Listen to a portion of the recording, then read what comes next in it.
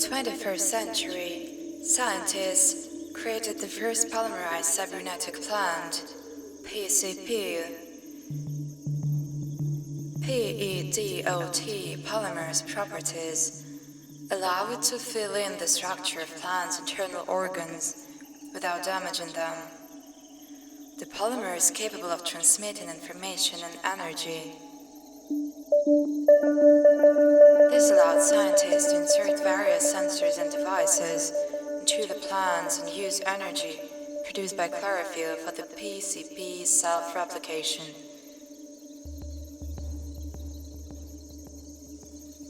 Plants' ability to communicate via signals was discovered as early as the late 20th century. The majority of plants use two different means of communication: chemical and electromagnetic. On a chemical level, plants send signals by disseminating pheromones and gases.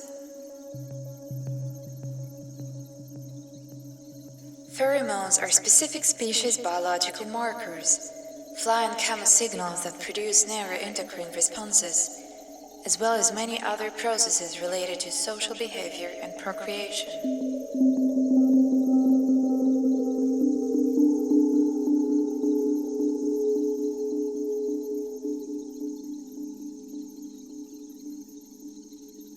The first plant-synthesized pheromones were discovered in 1995 by a team of German researchers led by Friedrich Glitscher.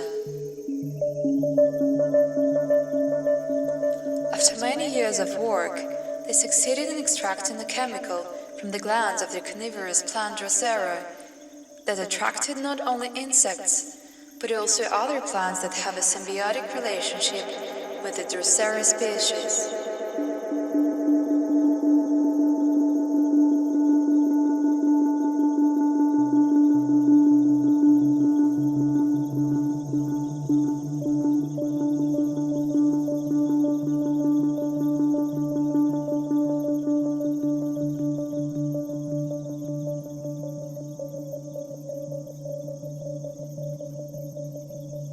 In 2015, scientist Michał Brzeziński proved that plants have an electromagnetic signal communication system.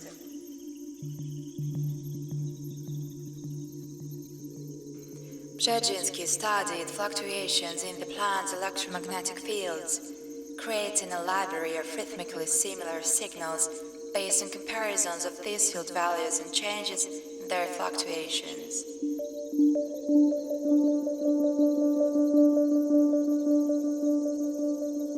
From 2015 to 2065, scientists worked to archive, transcribe, and interpret this data. The library went on to capture the attention of scientists and researchers from various fields and underpin the science of biosemiotics and the creation of plant language.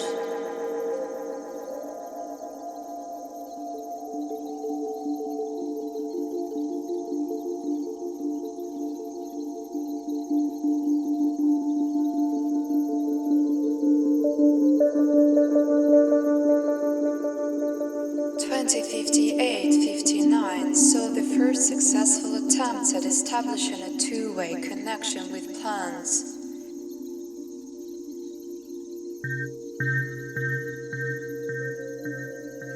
NEPON 2.0 technology was developed based on a new signal system that functioned by running microcurrents through the polymerized plants and receiving return signals from them.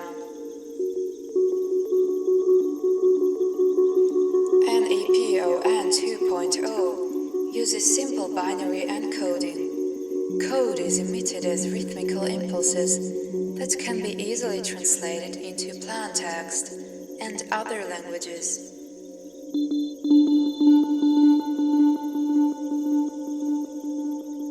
Biochemical programming was a major leap in biosemiotics, opening the way for uninhibited communication with every species of PCP.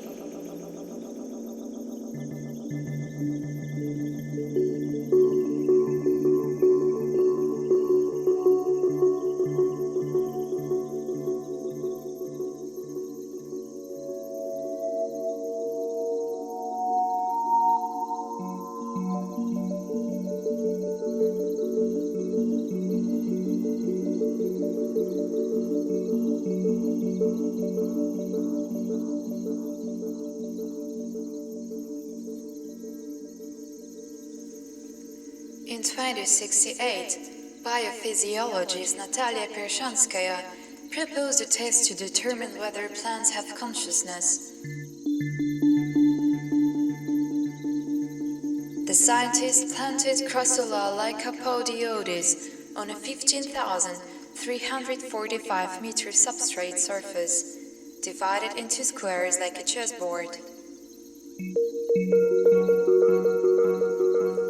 With the help of a climate control system, she played 3 games of chess with the plant.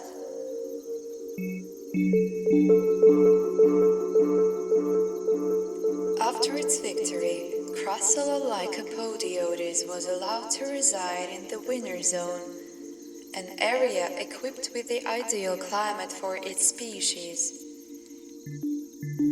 Pershanskaya then played a second game with the plant, leaving most of it in the victory zone, with only young, still weak shoots playing. The plant behaved unpredictably. It entered crossplay mode, coming up with a strategy for supporting the shoots, and completed the game in half the time.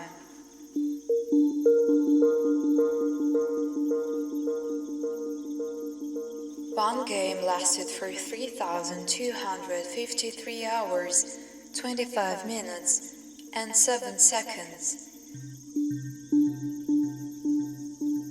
This event was the culmination of 30 years of conversations with the plant in plant text.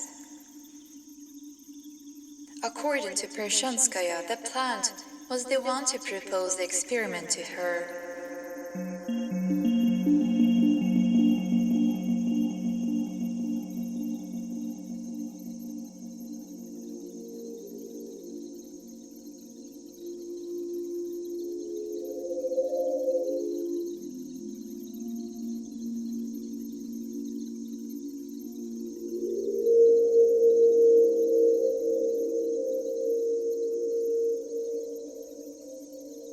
The moment when plants were fully and unequivocally recognized as conscious beings revolutionized the world of bioethics.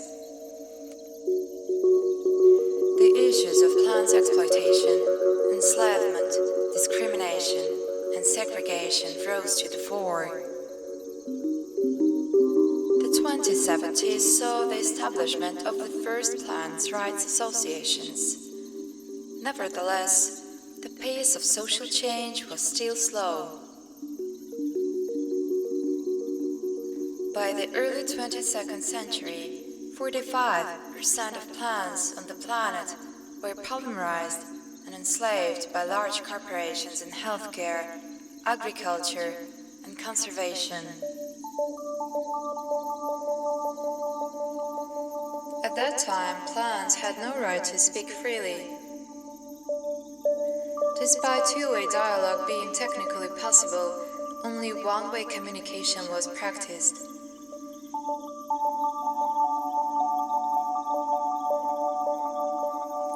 Corporations used matrix software to restrict responses by the plants, reducing conversation to questions, followed by simple answers.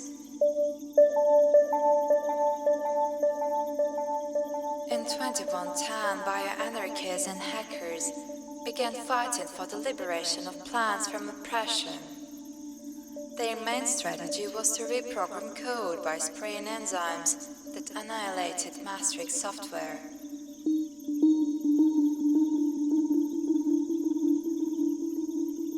The struggle's turning point came when the hackers penetrated the computer network and started running SST plus code, which redirected the signal to the hacker's base. This allowed them to develop a system for decoding matrix, as well as a biointerface that allowed users to converse directly with plants, bypassing signal control points.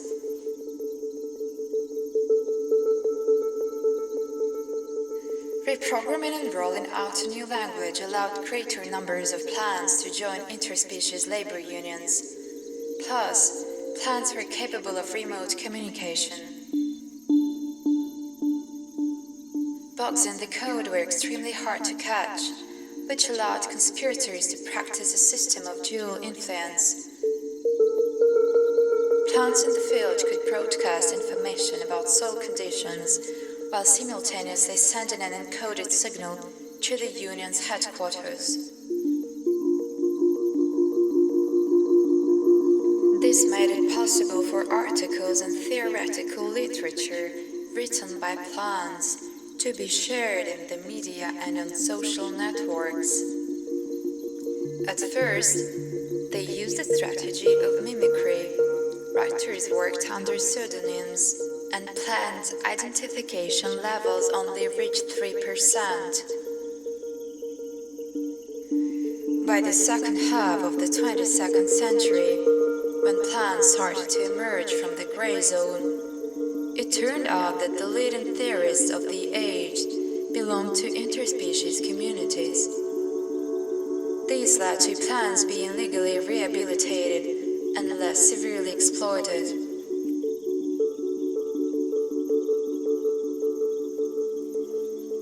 In the 22nd century, plants became fully fledged members of society, contributing to politics, culture, and science.